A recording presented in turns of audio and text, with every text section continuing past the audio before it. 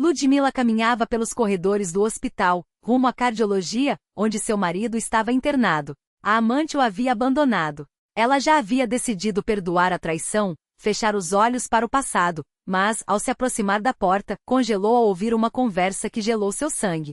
Bem-vindos a um universo onde amor, ciúme, traição e perdão se entrelaçam de forma brutal na vida de uma família comum. O telefone tocou insistente, arrancando Ludmila de uma manhã preguiçosa na cama. Não era mais a mulher que pulava ao amanhecer para preparar café e passar camisas. Agora, ela se permitia o luxo de ficar deitada, saboreando a maciez dos lençóis. A vida a havia ensinado que pequenas indulgências eram necessárias. Olhou pela janela, perdida em memórias, comparando o antes e o depois. Não queria atender, mas o aparelho não parava. No terceiro toque, uma voz masculina, educada e inesperada, quebrou o silêncio. Ludmila Alexeevna? Sou o Dr. Panchenko. Seu marido, Felipe Sergeyevich, está em estado grave. Seria importante que a senhora viesse. O coração disparou. Quem lhe deu meu número?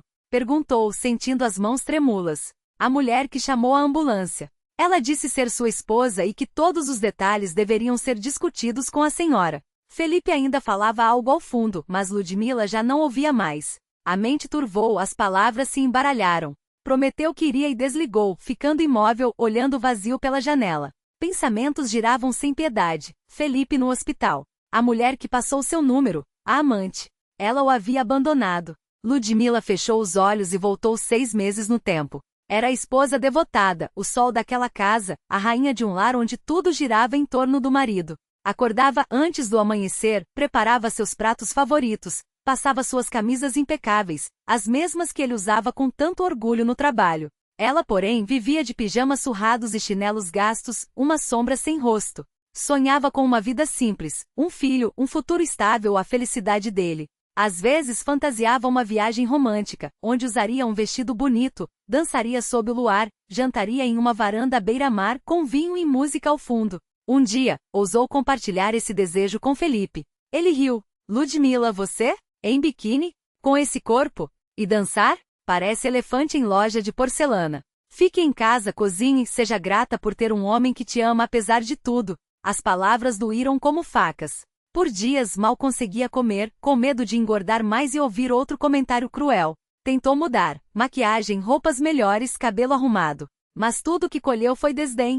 Para que se arrumar se ninguém vai ver? E esse dinheiro gasto à toa? Já não temos pouco? Depois veio a traição, clichê de novela barata. A amante apareceu em sua casa, elegante e perfeita, vestida em grifes que Ludmila só via em vitrines.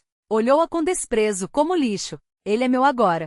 Felipe não tem coragem de terminar com você, então vim resolver. Prepare-se para sair depois do divórcio. E com uma calma aterradora, a mulher começou a juntar as coisas dele, como se já fosse a dona do lugar. Ao sair, deixou a última facada. Vamos viajar. Não atrase o divórcio, é melhor para você. Quem sabe ainda arruma alguém, né? A porta se fechou, mas o perfume caro da intrusa permaneceu, envenenando o ar. Ludmila passou uma semana trancada, chorando, se culpando, recusando comida. Até que um dia, acordou com uma raiva fria no lugar das lágrimas. Não sairia da casa que ajudou a construir. Contratou um advogado com as economias que guardara a duras penas e moveu o divórcio, exigindo sua parte. Felipe enlouqueceu. Ameaças, propostas ridículas, pressões para desistir. Até que sumiu. E agora, essa notícia. Ele no hospital, a amante o abandonara e ela, é claro, deveria assumir o fardo.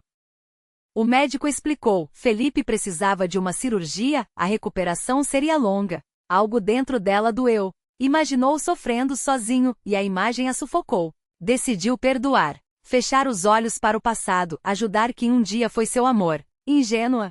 Talvez. Mas não havia outra escolha. Ao chegar à porta do quarto, porém, algo a fez parar. Ouviu a voz de Felipe, falando ao telefone, como se estivesse sozinho.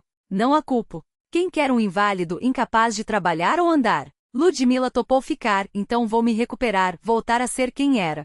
Depois trago minha mulher de volta. A casa ainda é nossa, e ela não vai querer brigar na justiça quando eu estiver forte. Vou reconquistá-la. As palavras caíram como chumbo. Ludmila recuou, tropeçou no médico que estava ali o tempo todo, ouvindo tudo. Seu olhar era uma mistura de pena e compaixão. Isso a acordou. Ergueu o queixo, encarou-o firme. Não me olhe assim.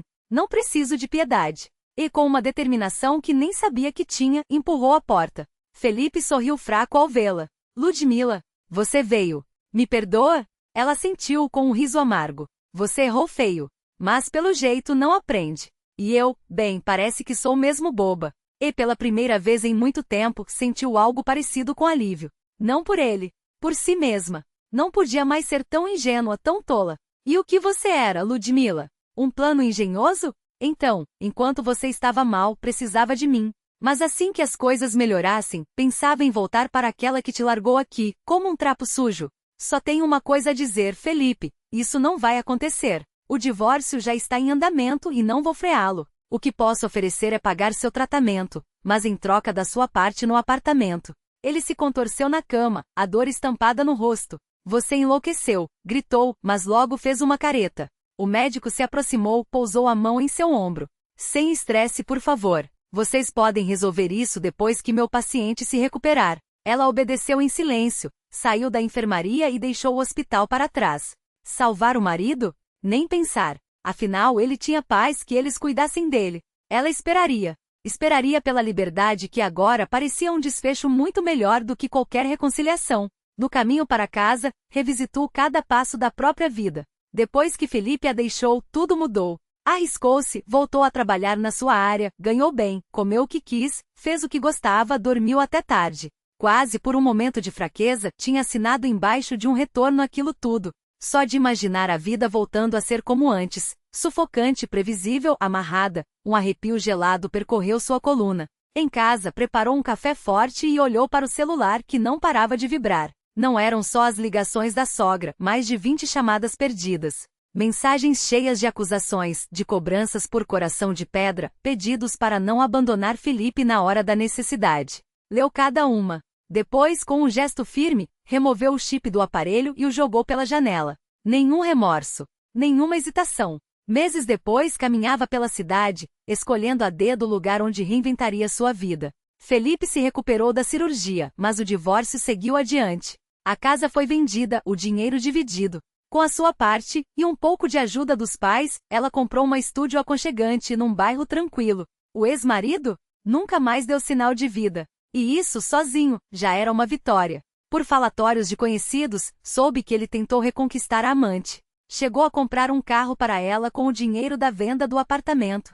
A mulher aceitou o presente, mas em menos de um mês o expulsou de volta, dizendo que ele não servia mais como homem. Demasiado exigente. Demasiado egoísta. Felipe voltou para a casa dos pais, derrotado. Ela, porém, seguia em frente, sem olhar para trás. Porque algumas portas, uma vez fechadas, não podem ser reabertas.